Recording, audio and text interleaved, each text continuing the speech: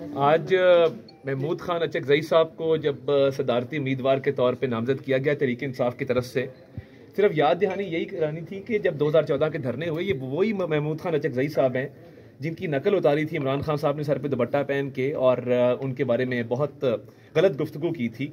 मैं समझता हूँ कि कल महमूद खान अचकज़ई साहब ने जो स्पीच की पार्लियामेंट के फ्लोर पे, वो सिर्फ इसलिए की कि वो खुशनुदी हासिल कर सकें तहरीक इंसाफ की, और वो खुशनुदी हासिल करके मेरा ख्याल है उनके अज़ाइम मौजूद थे सदारती उम्मीदवार बनने के लिए, पुरानी ख्वाहिश थी। तो कल उन्होंने कहा कि मैं थोड़ी खुशामद, थोड़ी खुशनुदी हासिल करके सदारती उम्मीदवार के तौर पर सामने आ जाऊँ और इसकी तौसीक तहरीक इंसाफ कर दे। और तकरीर के बाद जिस तरह मुबारकबादें दी जा रही थी, मैं समझता हूँ बड़ा अफसोसनाक है।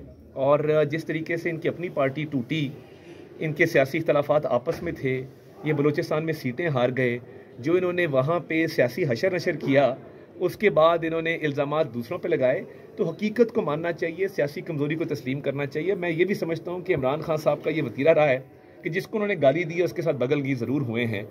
तो ये एक सोचा समझा मंसूबा था। तो क्या आप और बगलगीर होंगे?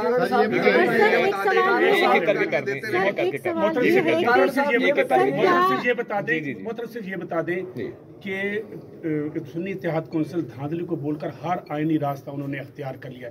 तो क्या ये बेहतर नहीं है सदारत का जो उन्होंने आईनी रास्ता इख्तियार कर लिया, ये उनके लिए आपके आईनी रास्ते बहुत अच्छी बात है। आईनी रास्ता उन्होंने इख्तियार किया है स्पीकर के इलेक्शन में, डिप्टी स्पीकर के इलेक्शन में, सदारती इलेक्शन में, बड़ी अच्छी बात है और हम चाहते हैं कि आईनी रास्ता इख्तियार किया जाए। मगर बात यह है कि खैबर पख्तूनख्वा के अंदर आप सीटें जीते तो आप उसको कहते हैं कि जी बड़ा अच्छा हुआ, हमारी बड़ी पॉपुलैरिटी थी।